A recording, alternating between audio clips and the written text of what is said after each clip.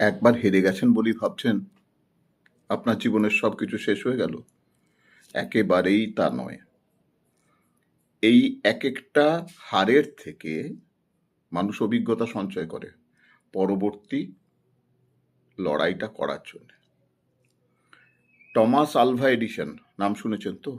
আপনি যে আলোর নিচে এখন বসে আছেন, ইলেকট্রিক আলো, সেটার আবিষ্কারকর্তা তিনি। এরকম 1093 1093টা এসেন্সিয়াল গুডস তিনি আবিষ্কার করেছিলেন। তো সেই ইলেকট্রিক বাল্ব আবিষ্কার করার আগে তিনি 1000 টাইমস চেষ্টা করেছেন, ব্যর্থ হয়েছেন, চেষ্টা করেছেন, ব্যর্থ হয়েছেন। তার ইন্টারভিউতে তিনি কি বলেছিলেন জানেন?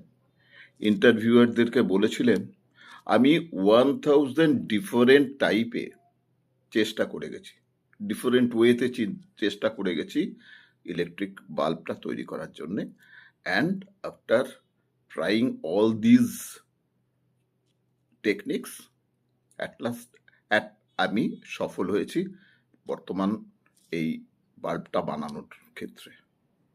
কতটা মনের জোর! আর আমরা একবার যদি হেরে যাই তাহলেই ভাবছি আমার জীবনের সবকিছু শেষ হয়ে গেল।